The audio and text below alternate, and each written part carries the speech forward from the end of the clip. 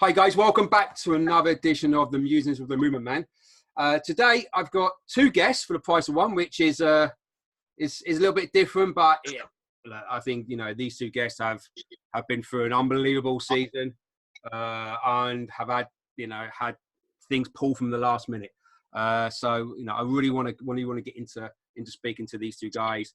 I don't know them very well. I'm going to let them introduce themselves because their knowledge and their expertise and their experience is far away anything that I've done. So, guys, introduce yourself to start with. Shall I go ahead? Yeah, go for it, Dave. My name's Dave Altendorff. I'm assistant manager at Lancing Football Club. My full-time role is assistant director of Thomas Bennett Community College Football Academy. I'm a qualified PE teacher, been teaching since 2008 and looking to progress in the game. Hi, I'm Naim Rouane. I'm Lancing first team manager. Away from football, I'm a plumbing and heating engineer, property maintenance also. Student of the game, love football since day dot. Looking to continue my growth in the game and learn more from everyone involved in the game also. Okay, guys, you guys listen to this. First thing to know is that these two guys were a managing team at Lancing who have romped the Sussex League by an absolute mile. And who, like a lot of sides at the moment, season's been cancelled, league positions have been null and void, and we're sitting here now with that literally won the league by I don't know how many points they were going to win it by, but they were far superior than anybody else. Going back to drawing board last year, next season. But one of the things I want to start off with you two guys is I can remember going in to Lancing to 2018. Christmas time, I think, November 2018-2019 season under the previous management, and I got called in to have a chat with them. It's just they weren't doing too well. A big club like Lancing, I think, got relegated the year before that. Great pitch, great stadium. Everything was perfect, and the club weren't doing too well. I went in and they finished, I don't know, mid-table or something. So nothing pretty, nothing sexy. And then you guys came in, and then you've gone from a mediocre, average side with potential to actually being, the best side in Sussex, playing the best football in Sussex, scoring the most goals in Sussex, getting the biggest crowd in Sussex.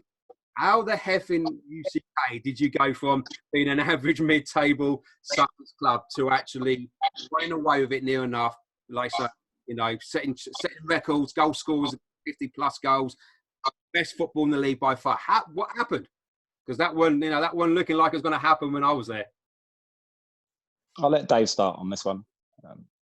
I think, first of all, it's not like a secret recipe where I can sort of say we did 2 or 3 different things and then people can go out and try and apply that and it's going to work. I would say it's more an accumulation of smaller incremental gains, a commitment, an investment into small details, which over the course of the season all kind of added together. So first and foremost, we sort of established what our playing philosophy was. We tried to communicate that really clearly with the rest of the staff and all the players right from the outset. And then we retained the players from the existing squad that we were keen to keep hold of. We managed to recruit in players that fitted our style of play and who bought into what we were trying to do. We had a very young squad, as I'm sure you're aware, probably 4 or 5 16 to 18-year-olds starting every single match. But I would say, above all, the most important thing for us was that we were interested in putting on a good performance every week. We made it clear to the players that it wasn't all about win at all costs. As a result of that, we were able to tailor the training to suit how we wanted to play on a match day. So everything had a relevance. And we were obviously keen on short passing, building through the thirds, loads of positional rotation, trying to play attractive football. I mean, ultimately, we were volunteers, so we weren't prepared to give up our time for free in order to just smash it in the channels and hopefully get 3 points at the end of it. So we were happy to, put on a good performance, and if the results came, they came, and that was great. But I think we took the pressure off the lads by saying, look, go out there, don't be afraid to make mistakes. We want everyone to have courage on the ball, including the goalkeeper, take risks in possession, and don't be frightened to make mistakes. And because we made that clear in pre-season, the players just went out there with almost like the shackles taken off. And we had players who, as you say, were playing for Lancing last season that were maybe under the microscope a little bit more and getting scrutinised when they made mistakes. With us, we sort of said, hey, it doesn't matter, you can make mistakes, go and play with freedom, go and express yourselves. And so mentally, we gave the players a lot of confidence. And luckily for us, they bought into that philosophy, and obviously they paid dividends on the pitch. Anything else? Just to add to that, on the management front, I've always had a clear idea of how I'd like the game to be played, even before thinking about leaving the playing side and going into the management side. There was always a clear idea of the way I wanted to play, the fundamentals of how I see football played, and how I like it to be played in order to achieve a result. There was only ever going to be a couple of jobs I was going to be able to get into, and one of them was Lancing. That was due to the fact that I played for him for a couple of years and was quite successful there as a captain. So achieving the first role in management at that level was always going to be quite difficult. But I spoke to a couple of people that I know on the committee, and I gave them an idea of what I'd like to do and how I'd like to implement bringing in a new brand of football at Lancing and moving the club forward. And they were keen, they liked the ideas. So first thing was speaking to Dave, and me and Dave have kept in contact away from football for a long period of time. And then we had an idea and a vision. We then added Kane Louis to the group, who's a great guy, great footballer. He sees the game the same way as us. And then we set about putting in a philosophy and the way we wanted to play. And it was clear that if I was going to play the way I wanted to play, I wanted the team to play, then it had to be done somewhere that gave us, one, the training slots on the surface, and B, the pitch itself, a 3G surface, which was able for us to implement the fundamentals in getting a good performance in, week out.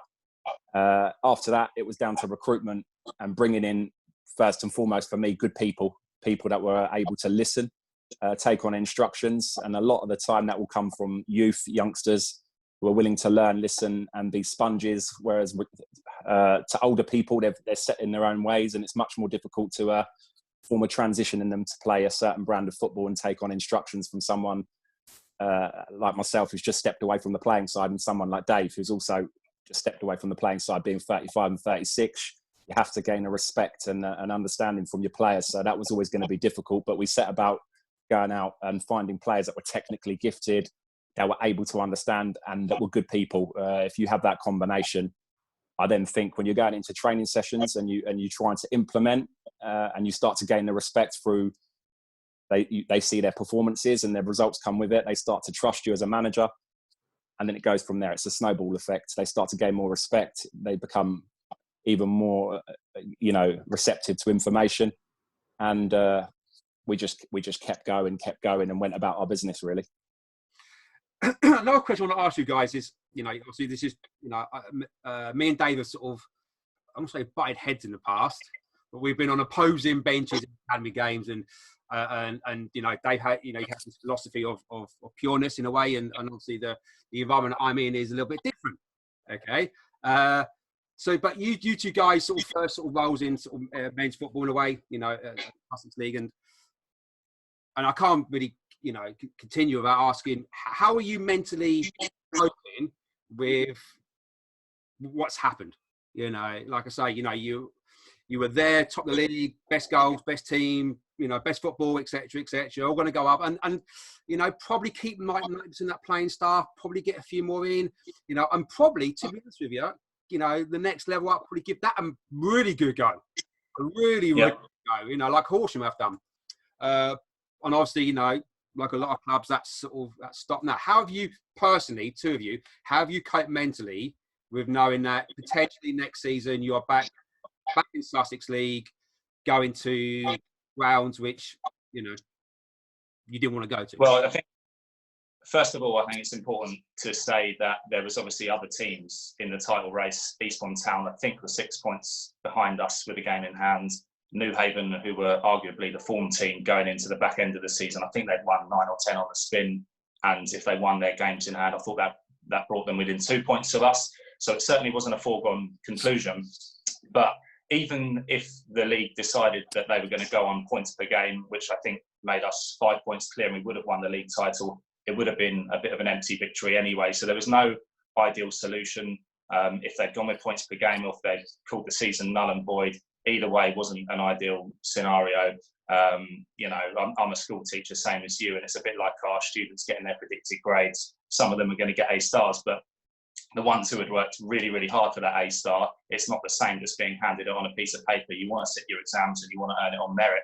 So it was a very, very disappointing end to the season for everybody, not just us and not just Lancing Football Club, but Eastbourne Town and New Haven, who I'm sure thought that they would go on and win it as well. But Naz and I made no secret of the fact that we're both ambitious and we want to progress in the game and we want to go up through the league. So from a personal point of view, to not get that promotion and not seal it and then have to do it all again makes our position really difficult now, doesn't it, Naz? Yeah, it does. I'm not going to lie to you. I mean, I think this is being aired, you say, next week. So we don't have to beat around the bush. Me and Dave have had conversations with the chairman already. And we have said to him basically that we will probably be stepping away as we don't see ourselves being able to replicate what we put together again in the county league, just purely down to the fact that we'd be almost lying to ourselves. I don't think we could put the same energy in. I don't think we could put the same intensity in. I don't think we could put the hours in, the love, the passion. That's the fundamentals of that, actually. That it just comes down to not really being honest with being at Lancing, being able to deliver the same standards that we set this season. Like Dave just said, I echo what he just said. We're hungry, we're ambitious. We felt we could go on to the next division and go about it in the same vein. You know, go out, perform again, bring in some more players, add to the group, and put some more performances on. And I think we'd come a little bit under the radar in that league, and we'd go about our business again. And I think teams would fear us as well, because we're a good side. We're a good side at home, and we're a good side on good surfaces. So I'm disappointed. Like Dave said, I echo exactly what he said. The points per game, obviously, we would have loved that. But, you know, we wanted to finish the league the right way. We wanted to play the 38 games and see where it ended up and see where it took us. But that wasn't to be. So we wait and see how this goes now with the pandemic and how this virus sees out. Because at the moment, we just don't have any time scales or dates or anything. So finding another job or being in football next season just doesn't really make sense to talk about that at the moment. But that's how I see it, really. We just have to move on. It's been decided now, and we just have to move on and look for our next project and see where that takes us. Yeah, tough times. Like you just said, you know, in a bigger scale of things, you know, football is you know, it's the smallest off the scale at the moment. You know, there are bigger things, you know, important, but again, it's still something which you guys have strived all season, you know, passionately, with desire, with love. And like I say, you know, decisions will be made from you guys. One of the other things I want to talk about, you know, always talk about this philosophy. Everyone's got a philosophy of football. Don't matter if you're drinking in a pub, don't matter if you're watching on telly, don't matter if you're with your friends, don't matter, you know, you're you know, an 85-year-old female to a 21-year-old male. Everyone's got a philosophy of football, and you mentioned your philosophy. Let's go through positions, because I always find it quite intriguing when people speak about, you know, what do they want in their goalkeeper? What do they want in their centre backs? You know, it's changed. Last 20 years, centre backs, big, strong, ugly, so to speak. You know, wouldn't let centre forward move. You know, was dominant, etc. Now centre backs are slightly changing. You know, there will be ball players, etc. Let's start with goalkeeper. What do you look in your blueprint? Because you've got a blueprint now, and the great thing about it, guys, if you're listening to this next week, whenever you are, these guys have a blueprint of success anywhere they can go. So they've laid it down in Lancing, the proof's in the pudding, and their blueprint can go anywhere with them. So, you know, that's something to consider. What is your blueprint for a goalkeeper? What is your blueprint? Goalkeeper, we were lucky this season because we had 3 exceptional goalkeepers. We began the season with Taylor Seymour, under 18 Sussex player for me, and obviously you know him well through Worthing College. I think he's now been signed at Portsmouth, so he's gone on to bigger and better things, which for me is one of the success measures in terms of us doing our job correctly and all the other people that have worked with Taylor. So we're delighted for him. Then Matt Evans took the reins and did another cracking job, another goalkeeper that's extremely good with his feet. And then finally, we had Mitch Bromwich come in, who is another young goalkeeper with huge potential. I think one thing that all of those goalkeepers have in common, extremely brave on the ball, courageous, look to play out whenever they can. Both, in fact, all of them could play outfield quite easily. So we're looking for a goalkeeper. I think most teams are looking for a goalkeeper in the modern age, if you look at elite football, who can also play as an extra man that can step in and be good with the ball. I think that's essential now if you want to try and progress as a team and play at a high level. For me, it was difficult to, as a goalkeeper, recruiting a goalkeeper at a club like Lancing, who didn't have a budget. You're trying to find someone that's going to be young or who's interested in developing his game and stepping into the men's game. So you have to look at a player that could potentially make mistakes, that's learning his trade. So for me, it was all about confidence in a goalkeeper and their personality, because you're asking a goalkeeper to play and see a lot of the ball. I'd say probably going to have more of the ball than the majority of the centre halves that play in the county league. And it's one thing telling them to do that, but you have to believe in them. You have to show that confidence in them, and it reflects. If you're showing that in them, it's one thing saying it as a manager, I want you to play out, and then you see it on the sidelines a lot of the time. Managers get agitated or aggressive towards how they're playing or mistakes being made. You can't show that side of you, and if you do that, it's very difficult for your goalkeeper to try and play passes through the lines or to clip a little pass into your left back or your right back. It's very difficult to draw that out of them. So for me, it's that personality and that confidence to take responsibility and to be able to make mistakes. So, and like Dave said, all three goalkeepers we had were fantastic. It was a shame we couldn't have kept Taylor Seymour. He was brilliant, not only as a goalkeeper on the pitch, but off the pitch. His personality was infectious and a massive team player. Matt Evans, a really cool and calming influence. He surprised me, actually. He was so good with his feet on the ball. He was one of the better ball playing goalkeepers that we had actually this season. And then Mitch Bromwich, who couldn't find a club this season at Burgess Hill. He didn't get his game time. And then Broadbridge Heath, they were struggling at the time. So he just didn't find his confidence. And then we've instilled a confidence in him. His training ethic, his work ethic in training is second to none. Even if our goalkeeping coach isn't there, he'll put on his own session. He'll be there working on all his skills. And it just showed towards the end. He just grew and grew. And he started to look a class act. And I'm sure he'll go on to be a top goalkeeper. Let's go to the other end of the pitch, because centre forwards these days are potentially no longer goal scorers. They're asked to do other things. Okay? And then at the end of the season, you look and go, well, he only scored 15 goals or 12 goals, or she scored, 10 goals, whatever. And you always look back, we were scoring goals. You had goal scorers. You had the boy who scored 50 plus, and you had others. You had genuine goal scorers, and it looked like you played a way for them to score goals. How important is it? And this is a really weird question, but how important is it for your number 9 and your number 10 to be goal scorers, or is it more important that they're just a forward who that number 10 role that links things in? In our team, if you're a forward player, you have to tick a lot of boxes. As you've sort of already alluded to, we didn't have out-and-out defenders, so we've tried to defend high up the pitch. So you had to have a good work ethic about you. You had to be fit and dynamic. So all of the boys, and we played lots of different people in lots of different positions over the season, but all of the boys that played there had a high work ethic, and we tried to make more of our defensive contribution in our opponent's half.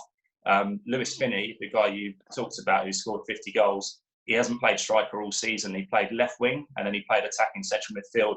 So to be that prolific from those two positions is actually phenomenal.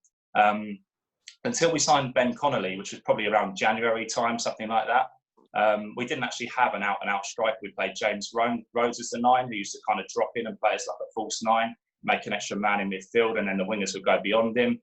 We played with Kane Louis up top, who again is more of an attacking midfielder these days. We tried lots of people in that position. Alex Fair is probably our most natural striker, but unfortunately couldn't get a run of games together, struggled with injuries at the beginning of the season, but still managed to chip in with 16 or 17 goals this season. So fortunately, because of the style of football that we played, where it's very fluid, the positions aren't particularly fixed. As long as somebody was occupying that position during the build-up play, it didn't really matter. And I think that's why a lot of our opponents struggled to deal with us, because they weren't always quite sure what formation we were playing or whose man it was, who they're supposed to pick up, because the number 9 was always rotating and dropping in with somebody else. For me, in terms of centre forward role, I'll echo what Dave said. We almost played with a false 9. We had Alex Fair, who's a great centre forward. To be fair, he's a finisher. The boy, he's a really good player. He just struggled with injuries and fitness levels early on in the season, and it really started. It was a stop-start season, but when we had him for a period of time, he looked a really top player for us. But for me, it was all about positional rotation and being good on the ball, retaining the ball in good areas and being patient. And when we were able to do that, we had a lot of intelligent, technical footballers. And for me, the key word there is intelligence. Is when to exploit, when to hold, when to keep the ball, to allow our team to close the distances from back to front through the thirds. That allowed us to then sustain attacks, and then we were able to then build confidence on the ball and thread little passes and be patient. And ultimately, it goes hand in hand with Lewis Finney scoring 50 goals. A lot of the players actually got into the same positions Lewis Finney did, but they were unable to execute the same way. And it was a credit to him. His technique and his composure is what set him apart, to be honest with you. Every time he was in front of goal, he looked calm, composed, and in complete control of what he was doing. And his confidence just built from there. And he's a good example of someone, when you hit a hot streak and you're playing with managers that believe in you and you get your confidence up, with how technically he's the same footballer as he was last season and the season before, and he's never scored 50 goals. But once you get that self-belief and that mentality, you feel like you're going to score every time you're in that position, and you want to get yourself in that position. You just can't miss. And that for me was like an interesting, almost social experiment of seeing a guy who I've known over the years in County League with and against, and to see him almost like a rejuvenated player was great to see. Yeah, and just to add to that, there was no coincidence also that we gave him the captain's armband. We felt that he represented what we wanted from a player in our team. Someone that could take the ball anywhere, has the courage, the balls to take it anywhere, will continue to play the same way. And we felt that once we gave him that responsibility, his work ethic, his desire to prove what he was about and feed the team's ego in such a way. Yeah. Because on that, Naz, like, talking about his work ethic and stuff, and he's almost like the talisman of the team, as you say, he was our captain. Yeah. But he set the example for everybody else. And I think in all the most successful teams, like you use Cristiano Ronaldo as the most obvious example, but his work ethic is supreme. And so because you see someone with so much talent and so much ability working that hard, it inspires everybody else, and everyone else goes, well, bloody hell, I better work that hard as well. So for me, he sort of echoes one of my sort of non-negotiables, which is that we just don't tolerate luxury players. Everybody has to work hard. Everybody has to make a defensive contribution. You can't just play well one game in 6 and score a hat-trick and then go missing for 5 games. And so Lewis was so consistent with his performances that he really was an influence on everybody else, especially the young players. But for me, this goes hand in hand with the training sessions and the coaching we put on. It was no fluke, everything we did, we were seeing goals, we were seeing finishes, and it was like we've seen that in training, because we worked on it so hard. It was no difference. And he was a real fine example. I think in the 55, 60 odd games we played, including Cup, and the 2 training sessions we put on every single week, other than when we had a fixture on the Tuesday night, he didn't miss a session. He literally did not miss a session. His application and intensity in the sessions was second to none. And I've spoken to Lewis about this recently. I said, do you think there's any coincidence that you didn't miss any training sessions? You were there for most games. You kept yourself in good condition. And he was literally like, no, it goes hand in hand. If you apply yourself correctly, you train correctly, then the results will come. And 50 goals from a player that never played in a centre forward position is phenomenal, really. Here's another question I'm going to ask you based on that one, and this is quite intriguing in a way. It's quite, I'm going to say it's simple, but it's when you're in a struggling team or a struggling environment, to build encouragement, to build team ethic and things like that. It's simple. It's simple. Okay. For example, I went in after Christmas to a local Sussex League club who were struggling a little bit. I did 3 or 4 weeks, kept in touch with players consistently, and gave the us against them world attitude. And it got the club out of the bottom 4, bottom 5. I think they finished 6th or 7th from bottom. Okay, that's a simple mentality, because people are down in their luck, and you give people encouragement. You put arms around people. You say it's us beat them, and they're out to get you and things like that. The old crazy gang Wimbledon style. Then you're going to get results. How do you get that when you're winning? Because it's a different mentality of we need to do this to survive, to actually people are trying to hurt us each week. And we are top of the league or thereabouts, but we need to keep that mentality going. How do you keep the mental? how do you keep the mental state of the players? Does that make sense, that question? I mean, it's easy to get out of the fight, but when you're winning the fight, you maintain that, top of the league. How do you keep doing that? I mean, I had this discussion with Dave quite a lot in our training sessions, and often I'd speak to him about what we wanted to work on and how we wanted to work on it in training. And the key for me, the question you've just asked, was training intensity, training ground representation of a match day. For me, I said to Dave, I want there to be contact, I want there to be intensity. I wanted to risk injuries. It was a case of that. For me, it was about that.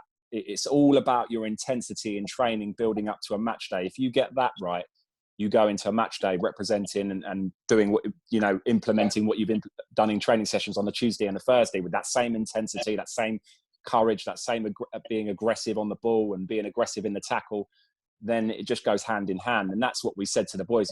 We could never rest on our laurels. We always had room for improvement. If it was moving the ball, moving it quicker in terms of being better on it, your awareness in where you are on the pitch, positional sense and everything. There was so much improvement. It was never a case of just going, we're unbelievable now. Let's just stick with what we're doing. We're not like that as coaches or as a management team. When, we always look for improvement, and we never felt, I often say it to the boys in the group chat. I said that we're a good team, but I always felt we never really got out of third or fourth gear. I thought there was gears there still. And I thought there was a lot more talent that we could have extracted and a lot more football knowledge that we could have coached into them. And that was the most disappointing thing, is I wanted to go up another level with this group to try and extract that. And that was probably my biggest disappointment. Going back to the value of training as well, one thing that Naz in particular is really good at is creating a positive dressing room environment. So when people used to turn up to training on a Tuesday or a Thursday, it felt like a match day. I think in my experience of playing, possibly I didn't play high enough, but you turn up to training and it felt like you were just going through the motions, whereas you turn up to Lancing training and it felt competitive. It felt like it was a game. The shirts were hung up, the music was on, there's snacks and drinks, there's ice baths. So it's all those smaller details and stuff where you're thinking, they're taking this seriously. And if you can see that the management are taking it seriously, it sort of permeates throughout the rest of the squad. Everybody else takes it seriously. So there was a real competitiveness to what we did in training, and we were just quite relentless about that. The effort that we put into it, getting there early, setting everything up, making sure it looked neat and tidy and well organised. The whole kind of process was so slick and professional that the players just kind of went along with it and bought into that. Guys, I think some things you said today, it all comes back to, that attention to detail, that work in the real situation, being real. Everything you do has to be with passion, desire and intensity.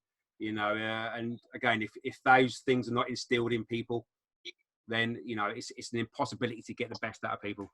It just on that point, it comes back to, honestly, it's a really simple detail, is the recruitment. It's about getting players that when they turn up for training, they're going to listen to you, they're going to have that work ethic, they're going to have that desire. You could go out and recruit players that are talented footballers that just might not fit your identity or might not fit your ethic, and that soon rubs off on other players, and it just creates an environment where you're. We had a lot of offers along the way as well, didn't we, Naz? I'm not going to name any names, but players approaching us and people trying to get involved in what we were doing. But Naz and I would always have a conversation and decide, are they the right personality to fit our squad? Are they going to disrupt it? Are they going to upset the apple cart? And there was very talented footballers that we sort of said maybe not at this moment in time because of that reason. I actually miss the training sessions more than the match day. That might sound strange, but that's where you get your work done. And I know it sounds like, it's only Sussex County League. You don't have to be like that. You can go out on a Saturday and get a result, but that's where lies the difference. That's not only were we getting results, we were performing with the results. And to perform and get results is tough in a certain brand, football. There's ways of getting results, no doubt about that. But to do it the way we did with players that were, we barely had a player that was over 5'11" and 11 stone, so you had to implement and you had to train well. There was no way we could produce what we produced without 2 sessions a week being put on by Dave's coaching and our ideas of how we wanted to implement. There was no way we could get results unless we worked so hard in training. So it was key for me. And it just goes back to having those personalities and recruiting correctly. If you recruit correctly, you'll often find that if it fits your identity and you get the right people in, you should be able to carry out instructions. Guys, what I'm getting is that severe attention to detail. You know, nothing is left. Nothing is left for chance. You know, and if you put everything back into your capabilities, and you take away chance, great things happen. Guys, what a few minutes left.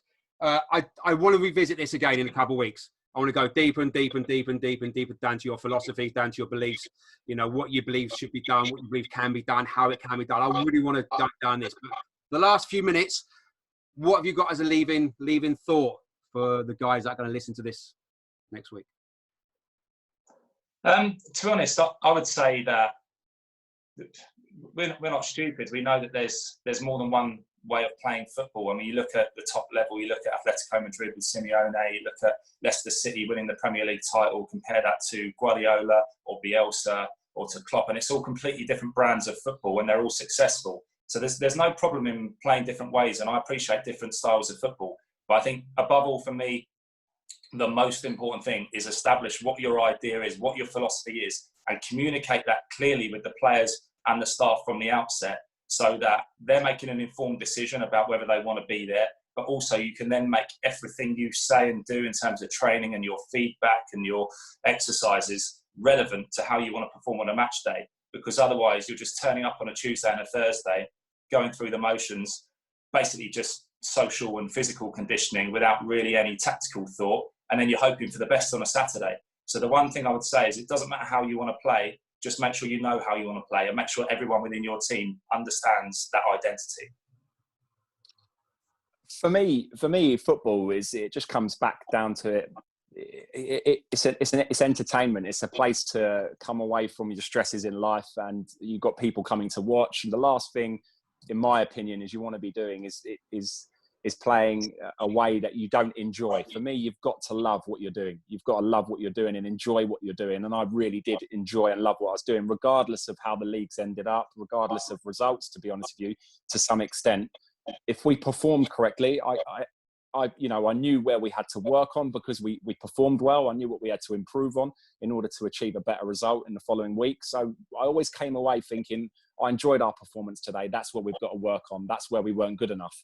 For me, that's where it comes back to. It's just loving what you do and having a passion for what you do. And ultimately, if you love what you do and you have a passion for it, success comes with that a lot of the time. So that would be my message, is just enjoy what you're doing. You know, you only get a small period of time with these players, and 2 hours on a Tuesday night or 2 or 3 hours on a Thursday night and a match day, 4 or 5 hours. You've got to make that an enjoyable environment and try and implement your ideas and your love of the game on your players. That's where I'd come back to.